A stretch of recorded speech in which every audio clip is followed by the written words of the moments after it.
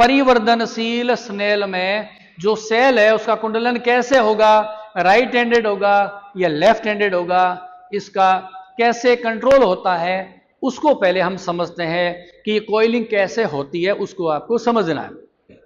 अब मैं आपको ये बता रहा हूं कि ये जो एग्स होते हैं इनके कुंडलन को कंट्रोल करने के लिए एक जीन होती है जिसको हम डी जीन बोलते हैं। कंट्रोलिंग जीन्स जो है उसको हम बोलते हैं डी, और इसकी रेसेसिव को कहते हैं स्मॉल डी।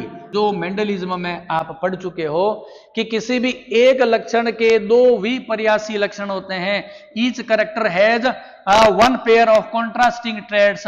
यहां पर भी ये जो कैरेक्टर है कॉइलिंग ऑफ द सेल, इसके विपर्यासी कॉन्ट्रास्टिंग जो कैरेक्टर है, ट्रेड है, वो है डेक्स्ट्रल और sinistral, and these traits are controlled by the capital D and the small d gene. Capital D is the dominant and small d is the recessive.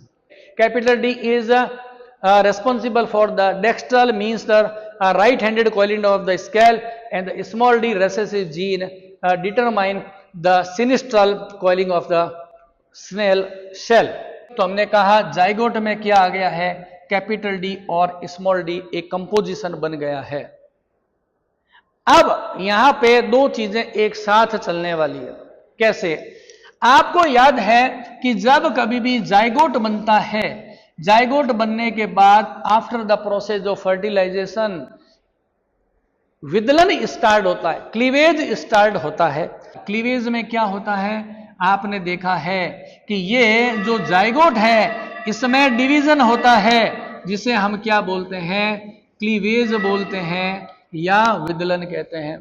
तो उससे क्या बनेगा, एक मल्टी सेलुलर बॉडी बनती है, ये आपने पढ़ा हुआ है। कैपिटल डी जीन है वो एक प्रोटीन बनाती है जो डेक्स्ट्रल नेचर के लिए रेस्पॉन्सिबल है। तो वो क्या करेगी प्रोटीन, ये जो माइटोटिक स्पिंडल है इसका ओरिएंटेशन चेंज कर देगी। जैसे यहां पर इसका एक्सिस ऐसे है, आप इमेजिन करें अगर ये इसका एक्सिस ऐसे है तो क्लीवेज कहां हुआ, इस एंगल पे हुआ 90 डिग्री पे। अगर ये प्रोटीन, ये वाली प्रोटीन इसका एक्सिस का ओरिएंटेशन ऐसे कर दे, थोड़ा सा क्लॉकवाइज टर्न करा दे, अब क्या होगा, डिवीजन कहां होगा, अब 90 डिग्री पर इस एंगल पे होगा।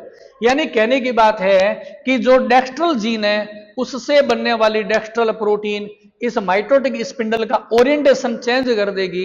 ओरिएंटेशन चेंज करेगी तो क्लीवेज डिवीजन क्या होगा, उसका ओरिएंटेशन बदल जाएगा, सेल बनेगा। वो कैसा बनेगा, वो बनेगा डेक्स्ट्रल सेल।